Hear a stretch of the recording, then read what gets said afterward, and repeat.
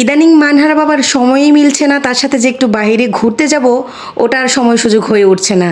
তো আজকে সময় সুযোগ পেয়ে তাকে ধরেছি যে বিকেল বা সন্ধ্যার সময় আমাদেরকে বাইরে ঘুরতে নিয়ে যেতেই হবে। সকালবেলা আজকে তেমন কিছু রান্না করিনি, দুপুরের রান্নায় একটু ধনিয়া পাতার ভর্তা করছি। 2 দিন যাবত আমার শাশুড়ি মায়ের হাতে তৈরি আলু আর বেগুন দিয়ে করা ছোট মাছের চচ্চড়িটা খুব খেতে ইচ্ছে করছিল। বাসায় দেখি ছোট মাছ নেই, আলু আছে বেগুন আছে, তাই একটু ভাজি তৈরি করে নিচ্ছি। দুপুরের রান্নাটা আজকে একদম সাদামাটা করে করেছি আর ভর্তা বানিয়ে নিয়েছি। এই ভর্তার সাথে গরম ভাত হলে আর কোনো কিছুর দরকার নেই, তরকারি আমার মোটেও লাগবে না। আর পাটাই মাখা ভাত তো আমার খেতেই হবে। ভর্তা বানানোর শেষেই মানহার বাবাকে বললাম যে আসো কয়েক লোকমা ভাত খেয়ে যাও, পাটায় ভাত মাখিয়েছি, কিন্তু সে আজকে খেতে রাজি নয়। আমিও একাই খেয়ে নিয়েছি। এখানে যতটুকু ভাত মাখানো হয়েছে সবটুকু আমি নিজেই খেয়েছি। ভর্তাতে আজকে ঝালের পরিমাণটা একটু কম হয়েছে, আর একটু বেশি হলে ভালো হতো। দুপুর শেষ হয়ে এখন বিকাল হতে শুরু করেছে। এর মাঝে বাপ বেটি দুইজনের জন্য 2 গ্লাস শরবত রেডি করেছি। একটু পরেই দেখলাম যে মাগরিবের আজান দিয়ে দিয়েছে।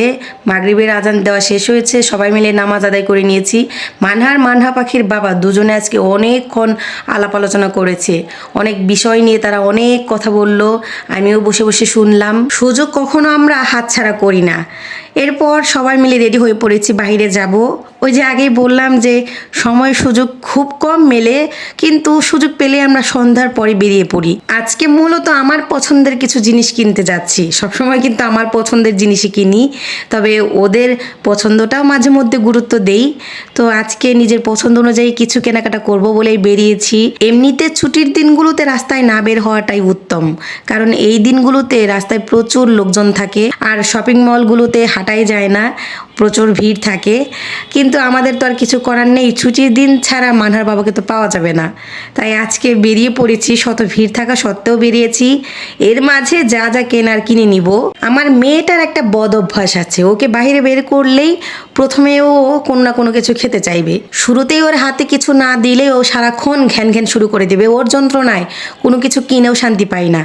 আজকে ধমক লাগিয়েছি শুরুতেই যে সব কিছু কেনা শেষ হবে, এরপর তুমি খেতে পারবে। আমি যা খাবার দিব, যেটা কিনে দিব ওটাই খাবে, তা না হলে কিন্তু আজকে তোমাকে কোনো কিছুই দিব না। বাসায় হাজার জিনিস থাকলেও ওটা মুখে দিবে না, তবে বাহিরের খাবারের প্রতি তার আকর্ষণটা একটু বেশি। বিশেষ করে এই ফাস্টফুড আইটেমগুলো না খেয়ে বাসায় ফিরলেই ঘ্যান ঘ্যান করবে যে আমাকে ওটা দাওনি, ওটা খেতে দাওনি, ওটা খেতে চেয়েছিলাম আমাকে কিনে দাওনি। ওর বাবাও মাঝে মধ্যে এমন সব কাজ করে বসে, ওর সামনে এক গাদা ফাস্টফুড আইটেম রেখে দেয়, তারপর বলে যে দেখি আজকে তুমি কতগুলো খেতে পারো। মেয়ে যেমন জেদ করে, বাবাও তার পাল্টা জেদের জবাব দিয়ে দেয়। বাপ বেটি এমনই। যাই হোক, আমাদের টুকটাক কেনাকাটা করা শেষ, খাওয়া দাওয়াও শেষ হলো। এবার 3জন মিলে ঢ্যাং ঢ্যাং করতে করতে বাসায় চলে যাচ্ছি।